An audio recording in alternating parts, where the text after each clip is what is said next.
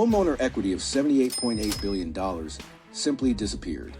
This revelation, which was hidden in the most recent Cotality Homeowner Equity Report, is the strongest indication afar that 10 particular states are falling into what we refer to as the 2026 Homeowner Trap. This is not a credit collapse like the one that occurred in 2008. Homeowners are stuck in residences they can't afford to sell or keep due to a slow-motion equity drain. According to the March 2026 IC Mortgage Technology First Look Report, active foreclosure inventory just hit 280,000 loans, the highest level in 6 years. Serious delinquencies are up 111,000 year over year, the largest annual increase since the pandemic unemployment spike of 2020. Roughly 1.2 million American homeowners are now underwater, up 15% year over year, the biggest single-year jump since the financial crisis. And the MBA's Q1 2026 National Delinquency Survey shows the overall delinquency rate at 4.44%, up 40 basis points, with FHA loans driving the increase. Rates are lower than a year ago. Unemployment is still low, and yet more homeowners are falling behind than at any point since the pandemic ended. Something is very wrong in these 10 states. Alabama posted a Q1 2026 mortgage delinquency rate of 10.85%, the fourth highest in the country, with a year-over-year increase of 73 basis points, one of the 5 largest jumps in America. The drivers are rising insurance costs from severe convective storms, wage stagnation, and construction slowdowns hitting Birmingham and Huntsville employment. Alabama homeowners still hold positive equity on average, but the trajectory is clearly negative. West Virginia posted a 10.63% delinquency rate in Q1 2026, the 5th highest nationally. The state is one of the oldest housing stocks in America, which means insurance underwriters are pulling back and repair costs are consuming household budgets. With a median household income below $56,000 and a declining population, this is a devastating setup for anyone trying to sell. Arkansas posted an 11.28% delinquency rate in Q1 2026, the 3rd highest nationally. The state is heavily FHA dependent, and IC Mortgage Technology's April 2026 First Look Report shows the FHA delinquency rate running roughly 900 basis points above conventional loans. That's an enormous performance gap, and Arkansas sits squarely in the middle of it. Homeowners with FHA loans are among the most exposed in America right now. South Carolina posted the 2nd highest foreclosure rate in America, according to ATTOM Data Solutions' Q1 2026 Foreclosure Market Report. 1 in every 743 housing units carrying a foreclosure filing in the first quarter. Coastal insurance is a primary driver, with Charleston and Myrtle Beach seeing renewal increases of 40% year over year. The Columbia Metro ranked as the 3rd worst foreclosure market in the entire country at 1 in every 440 units. Homeowners inland who assumed they were insulated are now getting caught through escalating property tax assessments. This is the answer to a question most people get wrong. The state with the highest foreclosure rate in America right now is not Florida, not California, not Nevada, it's Indiana. According to ATTOM's Q1 2026 report, Indiana posted 1 filing for every 739 housing units, the highest rate in the nation. A contracting manufacturing sector, particularly auto parts and RV production in Elkhart, is hitting wages hard. Insurance and property tax increases are outpacing income, and homeowners who bought at 2021 or 2022 peaks are trapped. Indiana is the clearest proof that this crisis is no longer confined to the Sun Belt. Colorado surprised many observers, but the data puts it firmly on this list.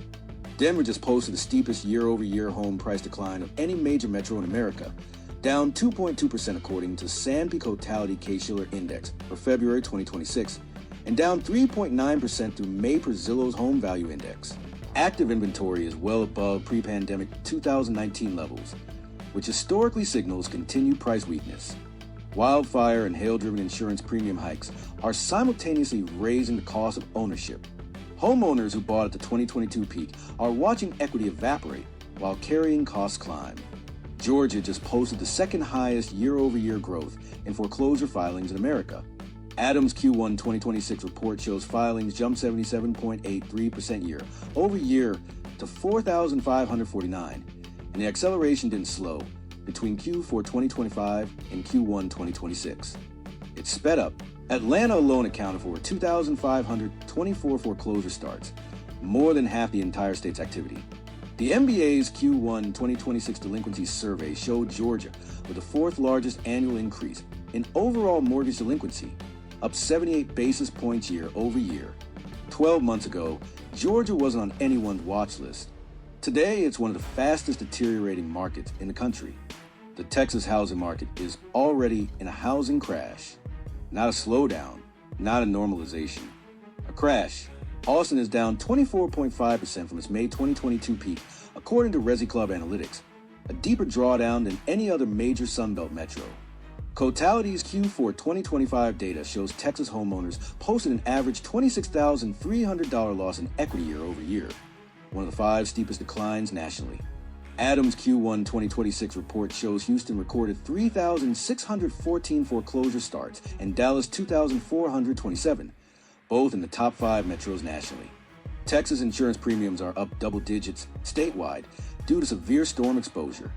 The party line is that Texas remains a strong market with population growth. But the data from IC Mortgage Technology, Cotality, and ATTOM Data Solutions tells a different story. Recent buyers are trapped, insurance is consuming cash flow, and the market is still searching for its bottom. Louisiana posted a Q1 2026 mortgage delinquency rate of 14.33%. The second highest in the MBA's national survey, with a year-over-year jump of 88 basis points, the second largest annual increase in America. Average homeowners insurance now runs $7,304 per year, according to MoneyGeek's 2026 analysis, 111% above the national average, making Louisiana the third most expensive state for home insurance in the country. The deeper crisis shows up at the county level.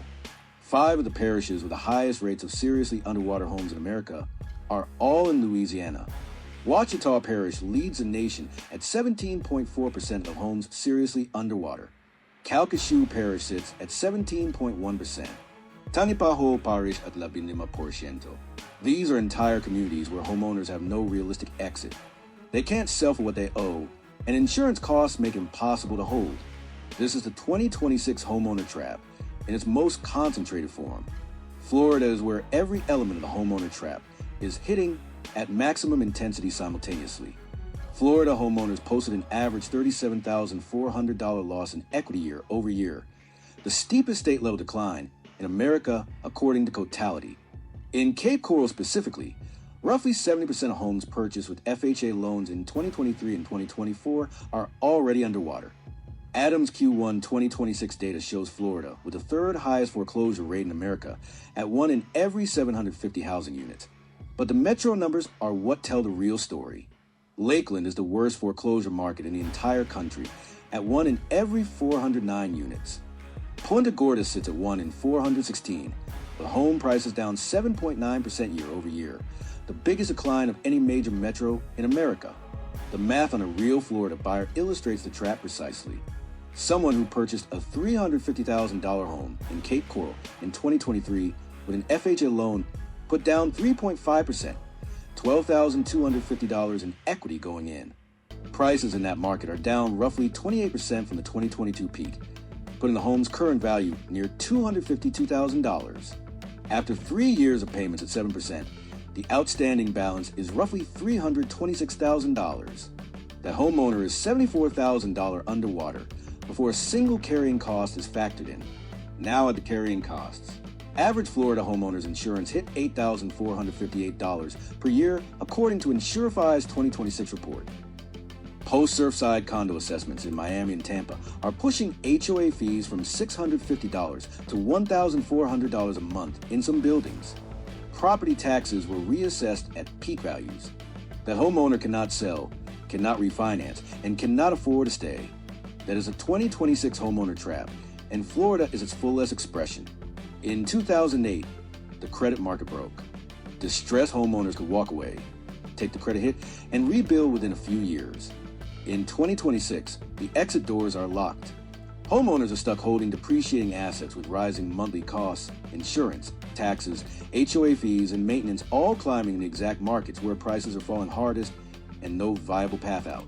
Every month that passes makes the equation worse. If you own in Florida, Louisiana, Texas, or Colorado, run the numbers on your current equity position this week, not next month. The longer you wait, the harder it becomes to sell without bringing cash to the closing table. If you're buying in any of these markets, understand correction is not over. Punta Gorda is not the bottom. Austin is not the bottom.